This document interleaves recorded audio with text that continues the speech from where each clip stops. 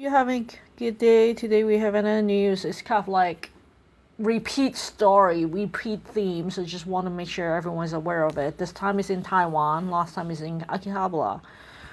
Basically, those TCG store you go to, be aware to go to a reputation. Like you want to go to a store that has good reputation that not just like mouth to mouth, kind of like like saying the store is good. Just make sure you know it's good. You know the person, you know the owner, you know that like you know where the kids go to school with. Just kidding, but you know what I'm saying. Go to a store that you know that is established, that has reputation for a long duration of time. Because there's so many freaking TCG store that pops up like daisies these days, and they start selling stuff, and people eventually didn't realize that store is trying to run a scheme. Basically, for this case, it's in Taiwan. Last time was Akihabara. This is like kind of like a little cheap store. But basically, they because of 30th anniversary, people try to pre-order. Like if you look at the whole video, there are people going 500 mangos. So that's 7 digit, 7 digits. So that's what $5 million. And then up to that's Taiwanese dollars, by the way, and then up to basically around millions of dollars in U.S. dollars equivalent of people being scammed in this situation. So they try to pre-order. They try to deal with this. The store can, like, how a lot of stores is like, oh, I can help you to pre-order ETB, but you just pay me higher or whatever, kind of stuff. There are a lot of stores like that, and for these stores, they run the same scheme. And the owner ran off.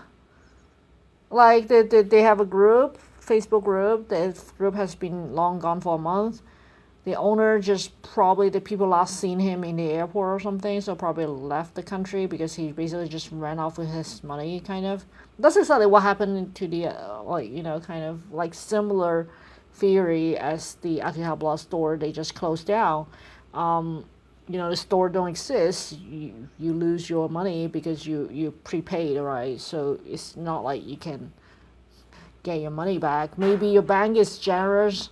Like, maybe if you file a claim to your bank and just say it's a fraud and stuff, maybe the bank will pay for it.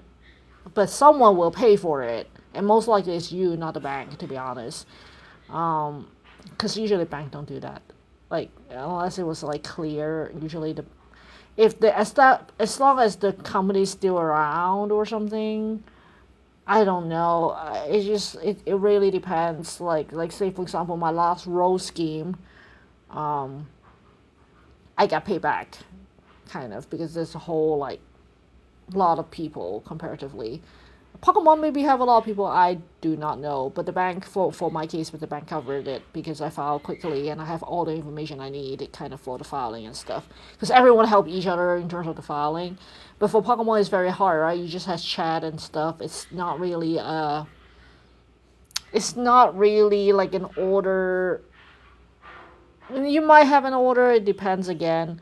But like it's kind of very very very very hard to kind of trace and just say, okay, this is the order, this is the delivery date.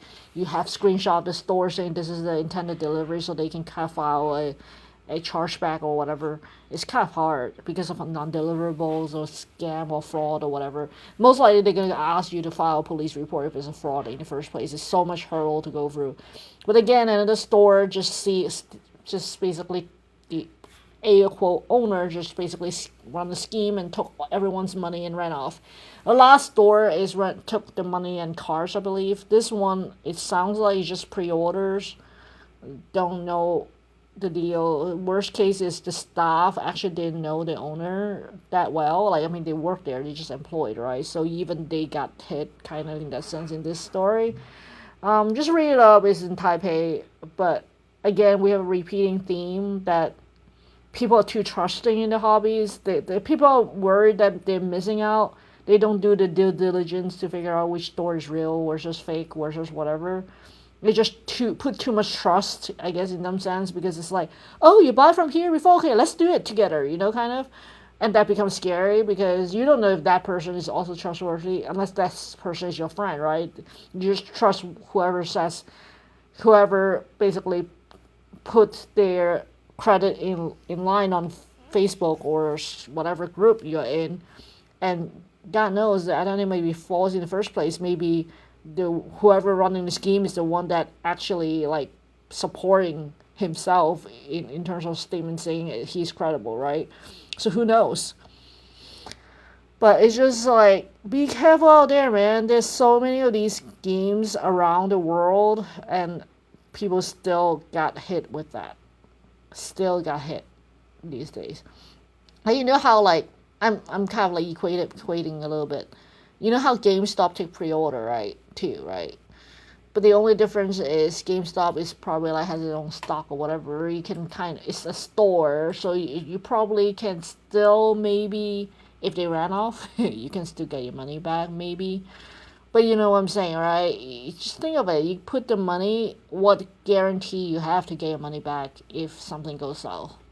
You should think about that before you spend gazillion dollars on buying a pre-order.